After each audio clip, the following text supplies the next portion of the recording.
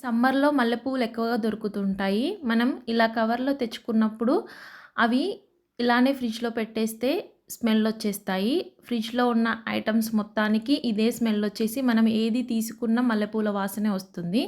అదేవిధంగా ఇలానే కవర్‌లో పెట్టేసామనుకోండి, అవి ఎక్కువ రోజులు కూడా నిల్వ ఉండవు. ఇవి 10 రోజుల పాటు నిల్వ ఉండాలంటే ఇలా చేసి చూడండి. ఫ్రిడ్జ్ కూడా స్మెల్ రాదు. ఒక ఇలాంటి స్టీల్ బౌల్ తీసుకొని దాంట్లోకి ఒక టిష్యూని కింద పెట్టేసుకోవాలి. టిష్యూ మొత్తం కింద పెట్టుకున్న తర్వాత దీంట్లోకి మల్లెపూలని పెట్టుకోవాలి. ఇలా స్టోర్ చేసుకోవడం వల్ల 10 రోజుల వరకు అదే ఫ్రెష్‌నెస్‌తో ఉంటాయి. ఫ్రిడ్జ్‌లో ఏ ఐటెమ్ కూడా స్మెల్ రాదనమాట. ఇలా వేసుకున్న తర్వాత దీంట్లోకి కొంచెం బియ్యం కూడా యాడ్ చేసుకోవాలి. బియ్యం వేసుకోవడం వల్ల పువ్వుల్లో ఉన్న తడిని బియ్యం లాగేసుకుంటుంది.